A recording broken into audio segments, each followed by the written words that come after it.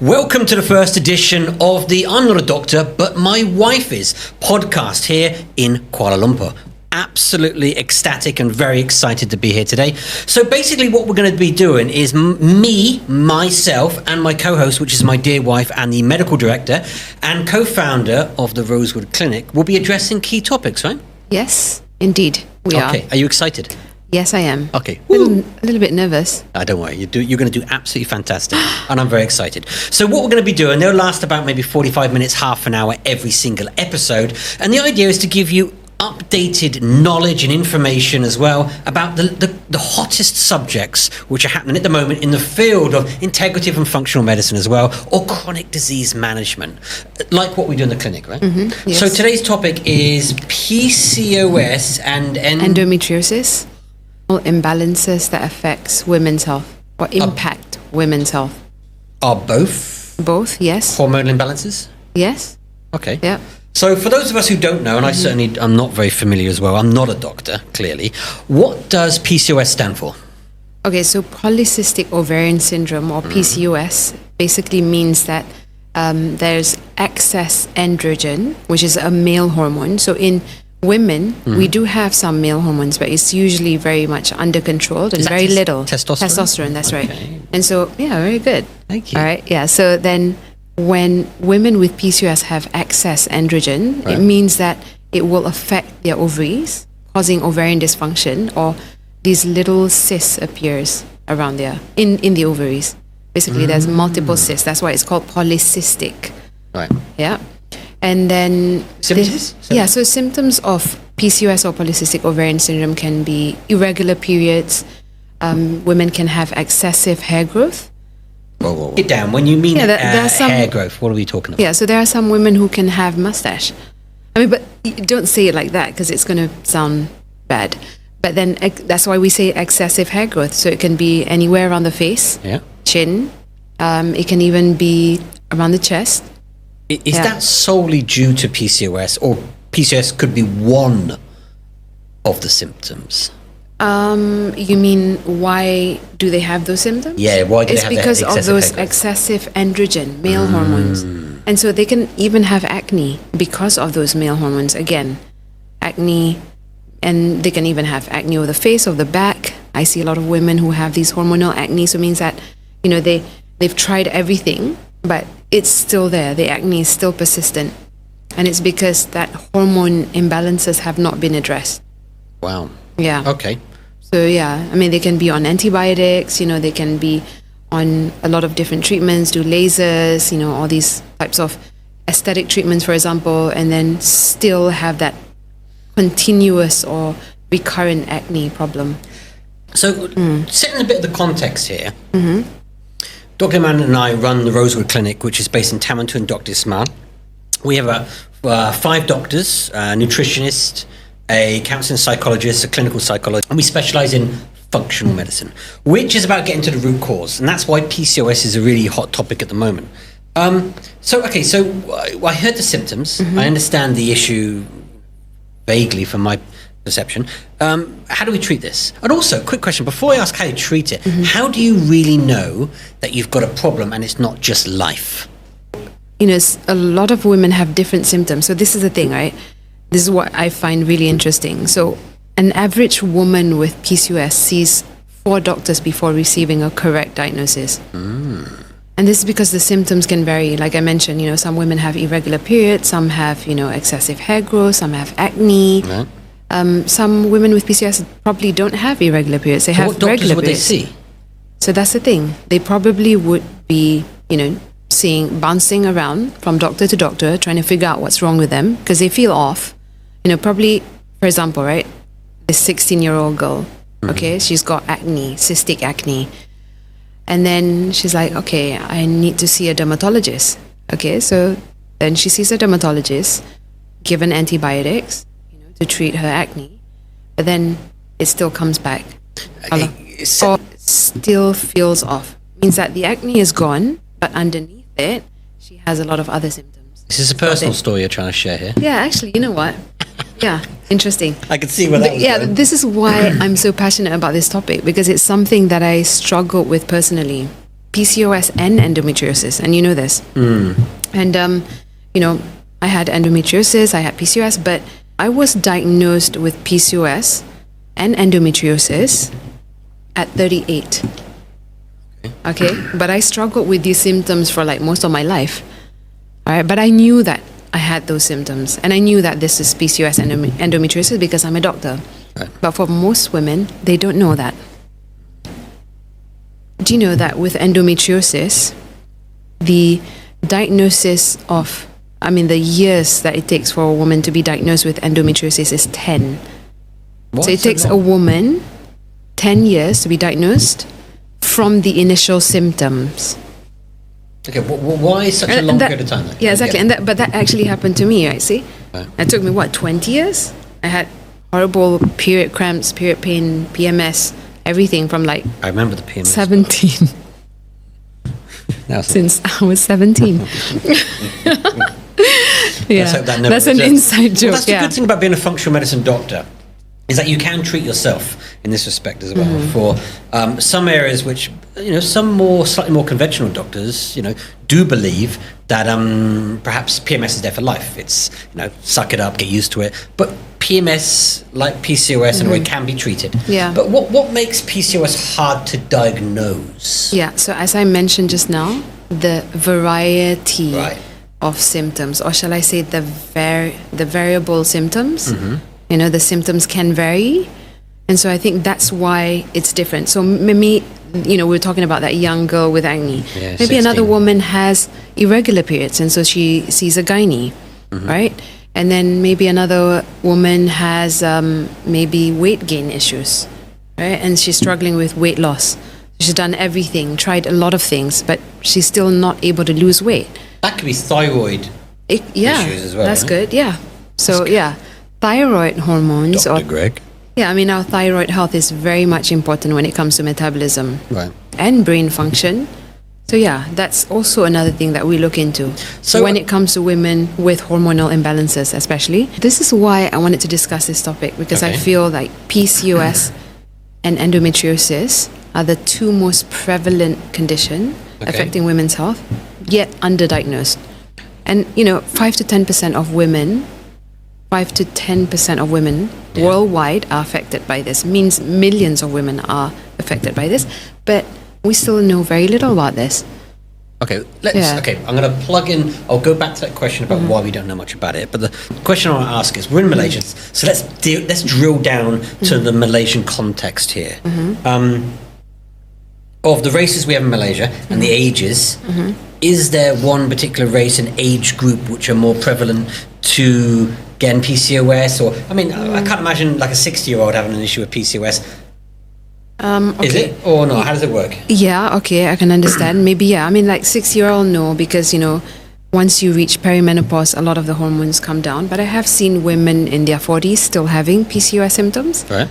Okay, and, but yeah, I feel that when you asked just now, you asked something about endometriosis, why is it so difficult for women to be diagnosed with it, right? And this is something important as well that I feel a lot of women should know, because a lot of women who have endometriosis have severe menstrual cramps, period pain, right? And this is a common thing, so it's normal.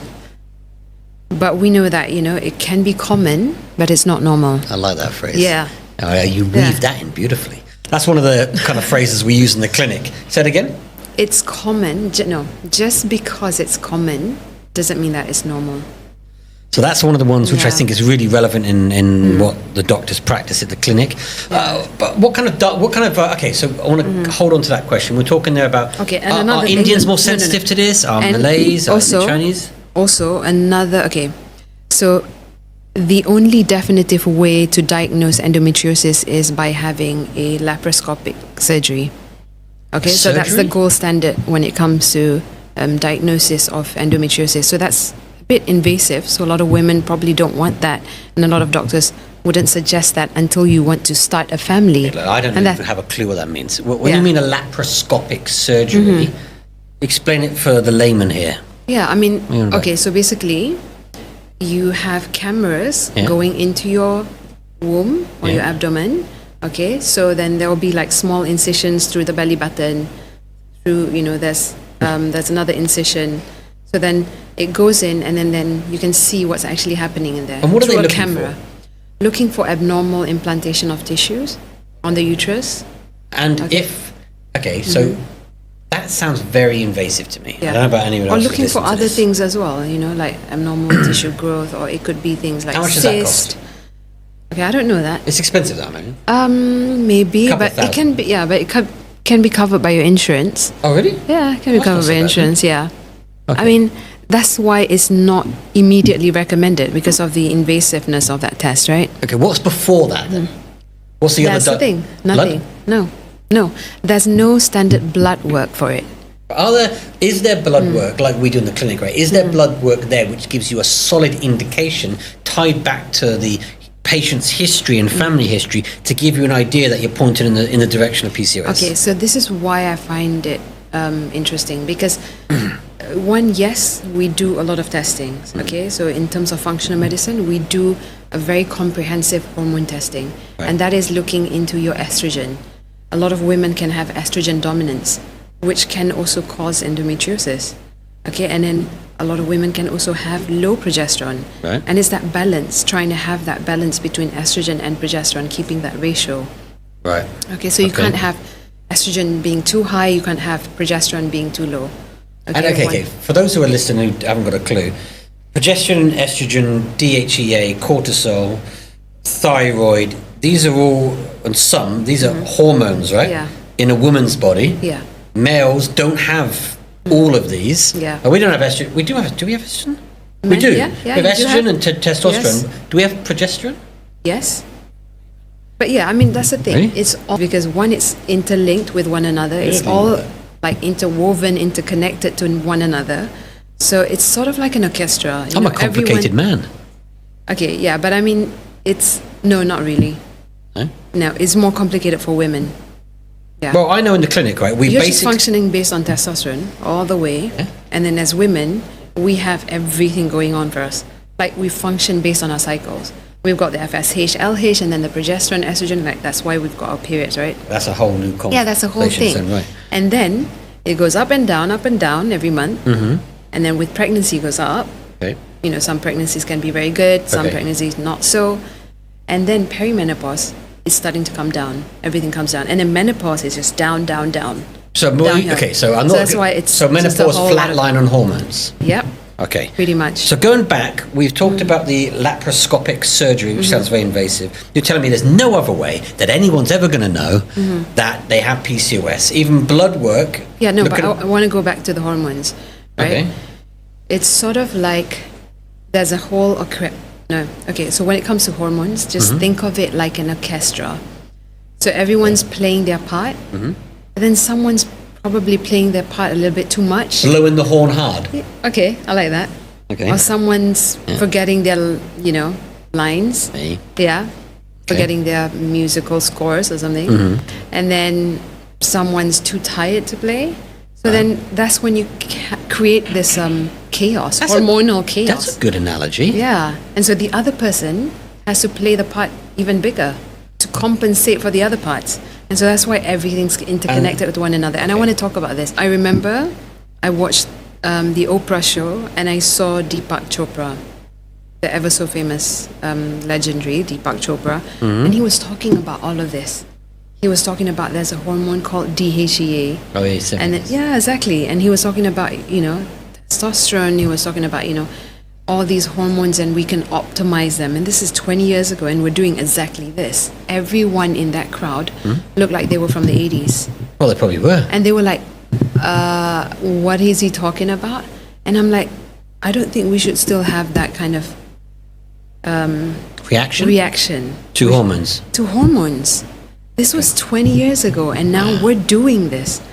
Like, we're getting to the bottom of what's actually happening. Hormonal imbalances, what's the root cause of it?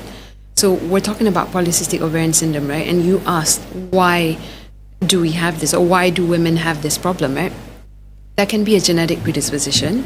That can be inflammation and also insulin resistance. And I was talking about the excess androgen, right? Yeah. So it's all of these issues. all linked together. Yes. So it's But not one, so it's not one, right? It's not just one. It could be multiple factors. Yeah, multiple factor. That's why it's important to not just address the symptoms. Okay, you've got irregular periods. Here's the birth control pills, which is very much being offered for a lot of women who have PCOS. That happened to me as well. I was offered that many times, which didn't weird. sort out a lot of things. Pharmaceuticals. So. Yeah. I mean, like I said, it's just masking the symptoms, right? Just causing your periods to be more regular. Not getting to the root cause. Not getting to the root cause. You're still having all those inflammation. You're still dealing with weight gain issues. You're still dealing with mood issues. And probably you're still having migraines, No. Some women can even get headaches, migraines, menstrual migraines. And so then, and it can be worse when you're on birth control pills as well.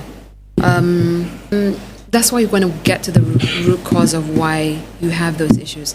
And that would be addressing inflammation. Okay, I just want to share, I do see a lot of women with PCOS.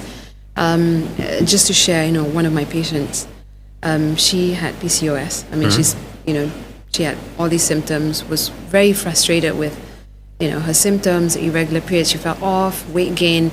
And so I remember we did a program for her, the PCOS program, and then we worked on her gut. So we started with gut health. Okay, and so then... My favorite subject I ever. know, yes. Yeah, so, there's a role in terms of gut microbiome and how it affects hormones. We now know that. But 20 years ago, no one really But understood even though, that. like you say that 20 years Yeah. ago, but I mean, like Netflix just released their documentary Hack Your Gut. Yeah. Go and watch it if you haven't seen it. Yeah. Masterclass.com released an amazing, which I think is even better than Hack Your Gut. Yeah. If you can access masterclass.com, do check it out. It's really good. And that, okay, don't get me wrong, that has also increased the awareness of microbiome. And I don't want to Yeah. go on to that because that's a whole subject which I love and are passionate about. And I know about getting onto the treatment part here because I guess this is Yeah. where we're going as well. Yeah, I mean, so Can we backpedal just for 1 second? Yeah. Backpedal, right? I'm still trying to get my head around this. Okay. Laparoscopic surgery is one way. How, in our clinical practice, how do we diagnose it? Because we ain't doing no surgery, are we? Yeah. We don't cut people up.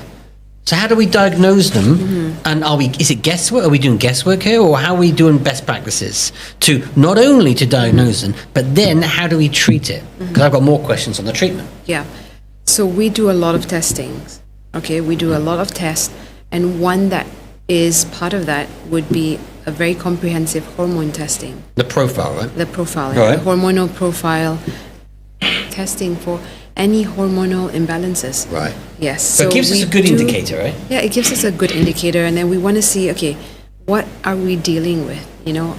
Are they having estrogen dominance? Are they having low progesterone issues? And, is it an inflammation problem? Is it an insulin resistance problem? Is it a hypothyroid problem? That's why we go in depth when it comes to digging deeper, getting into the root cause of what's causing all these issues underneath, and then on top you're having all those bad symptoms, Like the horrible acne symptoms. and all those type of things. Yeah. Okay, so we've identified that the issue here could be PCOS. Right? Yeah. How do we treat that baby? And how long does it take? Are you talking about how we treat it conventionally, or what we do as functional medicine Okay, good doctors? idea. Give us a rundown in conventional medicine. Okay. Which is great, and we need conventional medicine, right? In conventional medicine, how they treat it, and then what do we do, which is slightly different? Okay, so in conventional treatment, there can be the use of metformin, okay, to treat the insulin Is resistance. that pharmaceutical? Yes. So metformin is an anti-diabetic drug Oh. Okay. Why does that work? because of the insulin resistance. Yes. Okay, so that. And then we also use birth control pills. What's in a birth control pill? Going to cause your periods to be more regular. So it helps your period to become more regular, because a lot of women who have PCOS have what we call anovulatory. So they've got ovarian dysfunction, right? They have excess androgen. So they're not having regular periods, okay? And so then the birth control pills help them have regular cycles, okay? But yeah, Well, we gut health. And just by doing that, so she had no period for the last 6 months. When she came to me, she had no period for the past 6 months. Just after doing her gut health, her period came. and already she felt better. Her mood was much better. She felt her skin was better. And this was just like 3 to 4 weeks in, just working on her gut, doing lots of detoxification. Okay. Yeah. Basically, looking at her gut, Yeah. looking at the gut microbiome, improving the environment within the gut, Yeah. working with her on detoxification. Yeah. Okay, which I guess you do a number of different ways. Yeah, because I mean, just now I mentioned about estrogen dominance, right? So women are exposed to a whole lot of chemicals, like millions. And that's because we use a lot of things like makeup, Shampoo? lotion, shampoo, all our hair care, perfumes, which has phthalates. Are you saying to me Yeah. that I need to stop using my perfume Yes. because it's got phthalates? Yes, What is exactly. phthalates? Yeah, so it's a very harmful substance, Right. a chemical, and this is what we call endocrine disruptors. Cause hormonal imbalances because what happens is that the estrogen in these chemicals Yeah. can mimic our own estrogen when it comes to women. What, and have an overload? Yes, so that's how you, wow, that's good. Yeah, you're catching up. Okay, so basically you're getting estrogen dominance from there. Okay, got it. Yeah, but yes, phthalates is just horrible. There's a recent clinical study that they did, and it showed that women who were not using all these types of products had an increase in their fertility rate. Yeah, Had an increase? increase in their fertility rate. Wait, let me just see that. If they so you're telling me if they didn't use it, Yeah, they had an increase, and if they Yeah. did use it, they had a decrease, I want to quote or that it would study. just be wherever they were. I just wanted to quote that study. Okay, interesting. Hold on. So I guess gut work is crucial because 70% of your immune system is in your gut. Even I know that one. Serotonin, your happy hormone. I'm a gut man. I'm a big fan of gut health. So gut health, Yeah, okay, detoxification, avoiding all of these things. Yeah, so there's a new study Yeah. published last year, 2023. The reduction of daily use with chemicals like parabens, phthalates, actually helps reverse accumulation of cancer cells.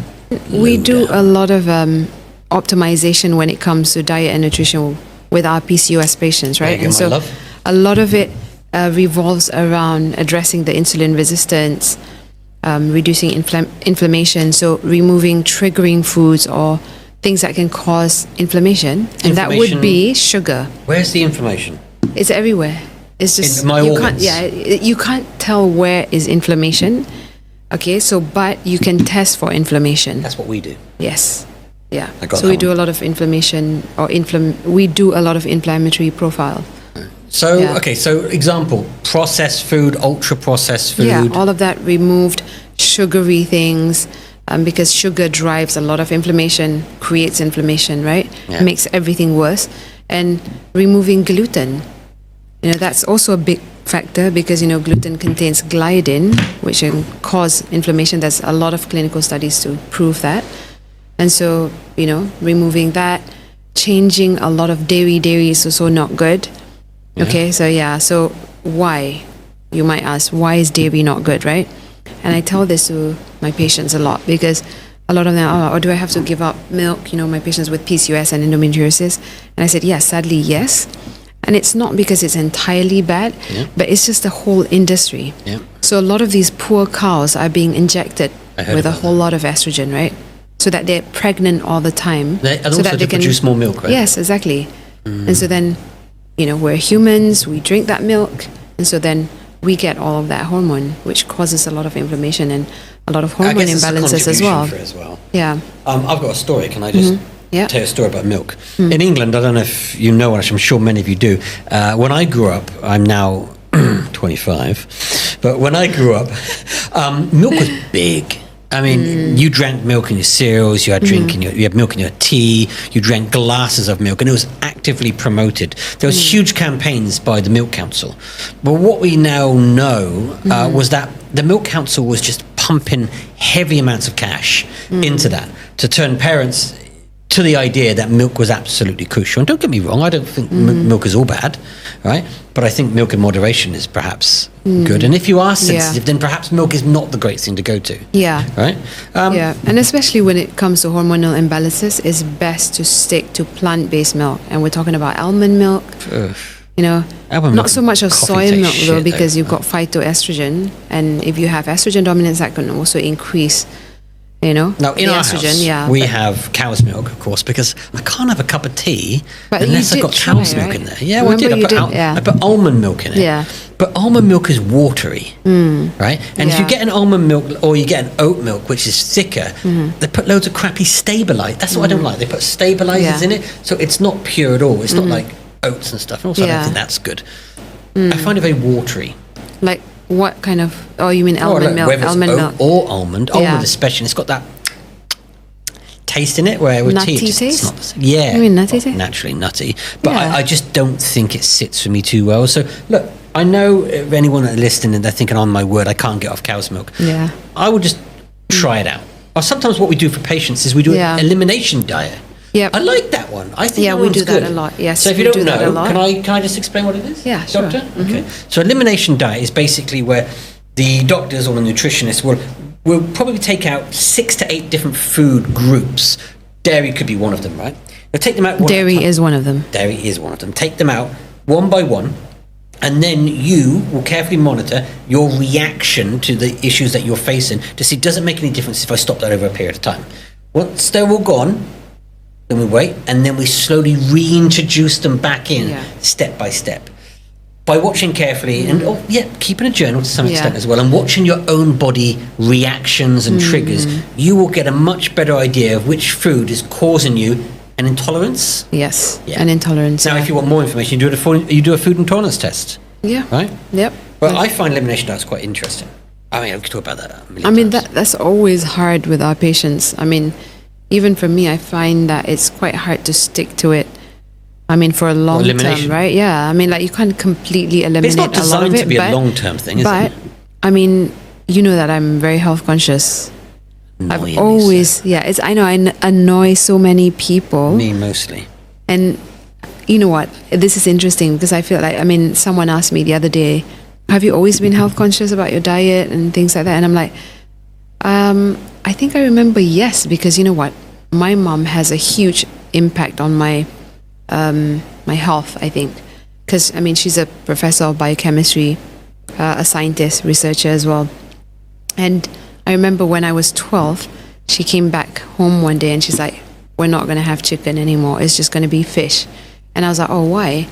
Because, you know, there's a lot of hormones being injected into chicken, and just the way chicken, or the whole chicken industry, and like poultry, chicken industry or poultry, right? Yeah, so it's just not good. Chicken industry. Chicken industry is, it's bad.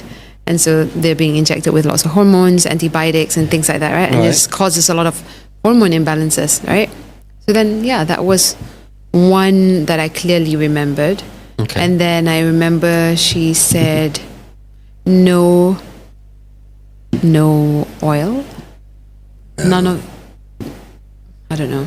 Okay. I don't remember. Okay, but look, I've got there were lots some- of good things I remember. Oh, yeah. Well, mums are always right, though, aren't Yeah, they? really, at the and end of the day? okay, so her Mummies. a lot of her clinical research were based on antioxidants, okay, particularly like vitamin E, vitamin C. So she's very much a huge factor, or probably the reason why I became so into functional medicine, because we were taking supplements since we were like young. Because she brought all them back, and then whenever we would go anywhere, like overseas, when we were studying in Australia, right, she would like grab a whole bunch of supplements, and she would know all of this. I knew about alpha lipoic acid when I was like 18. I still don't have any idea what that is. Yeah, exactly. So But going back to yeah. PCOS and moving on from wonderful mothers. Okay, so quick questions here as well. So obviously clear, and I've made a note here as well. Lifestyle changes and diet is really important. Nutrition is important. How important are two things? How important is exercise? Okay, so Does it make a difference? And why does it matter how much exercise you do? okay, wait. And stress. Two things. With PCOS patients or women who have hormonal imbalances, yes, exercise is a huge factor. And I remember clearly, a lot of my patients, they say that once they incorporate exercise into their whole regime, Yeah. they feel better, their hormones are more Why balanced. is that? Is that to do with like the what's the word I'm looking for? When you're exercising, is it Yeah, I mean, like you endorphins? also, Has anything to do with that? yes, or- that's true. But you also, also trigger a lot of good things, a lot of happy hormones, right? Or A lot of serotonin. and then you turn off a lot of Doctor. bad genes as well. Okay, and then you address all of that hormone imbalances, because if you have a lot of fat, you're also feeding estrogen and you're also having estrogen. Right. So it's like a vicious cycle. Yeah, so okay. reducing fat body percentage, or reducing your body weight, that helps a lot. And there's clinical studies that have shown that women who have managed to reduce their weight, women who have PCOS, Yeah. were able to control their hormonal issues better, or they were able to control their health better, and also become more fertile, because they would Segue into the next question. That's very handy as well. Yeah. How does PCOS affect your fertility? Yeah, so they are affected by fertility because... How so? Yeah, I mean, I went through that, right? Yeah. Yeah, because basically, right, all these eggs are competing with one another for nutrition. Right. And so then you've got a lot of eggs, but then they're not nutritionally optimized, or they're not a good egg. But They're how not great. I get that, but how Yeah. does you were telling So me then- about when they do the laparoscopic. Okay, no, that one's surgery. endometriosis. You do a scan. For PCOS, you just do a scan. Oh, you just do a scan. Yeah, do a scan and then blood test, which is what we do. Okay, so PCOS Yeah. blood test, that sort of stuff, right? So so infertility, fertility can be seriously affected, Yes, right? because like I said, you've got all these eggs as Right. well, and then also you've got excess androgens, right?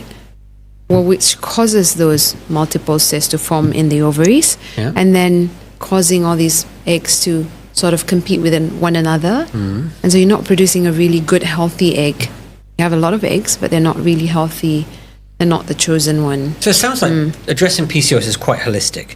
Now, of course, there are some supplements on the market at the moment, not a huge amount, No. but there are some supplements on the market which are, reported to support PCOS, support the improvement, and I guess in some way address the symptoms. Yeah. Do these address the underlying causes, or how helpful are they? Are they low nonsense? Okay. Or do they play a role in supporting women? Okay, so one, I think having that conversation is very important. So a lot of women now are talking about PCOS, or how it affects their health, or how it impacts their life. Right. 20 years ago, I didn't have that. I didn't have that kind of exposure. I just had to go from doctor to doctor trying to find out what's wrong, right? And then so that's why when I knew what was wrong, I was determined to help other women go through this. Nice. Right? And so then, or to basically have control over their health, basically helping other women and empowering them A nice to take word. control of their health. Got you. Right? It's so funny because it's so interesting because I saw this podcast of Dr. Mindy Peltz, the fasting guru, on Diary of a CEO.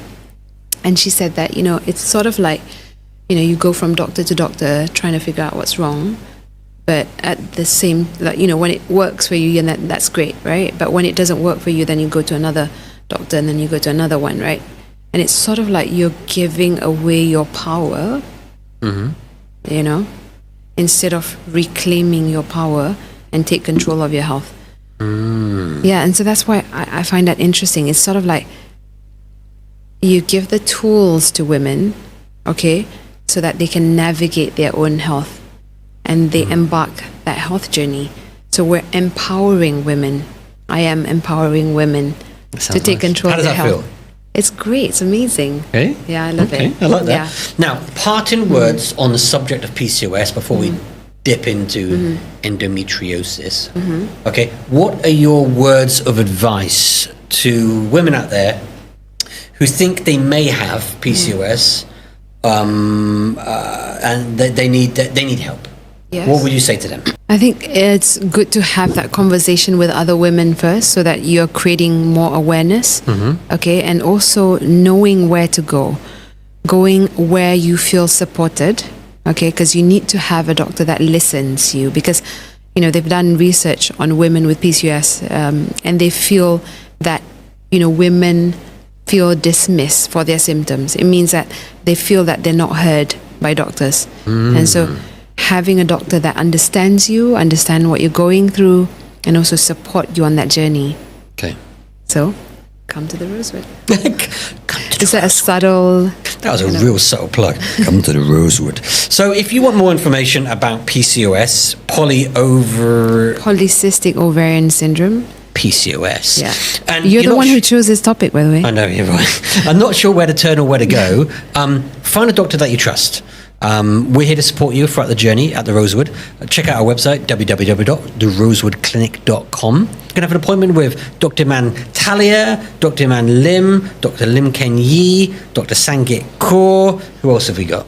We've got Dr. Chris Cannison. Yeah. We've got about 4 or 5 doctors. A nutritionist. Our nutritionist is fantastic. She's really good. And she can help you with your diet, nutrition as well, moving through it.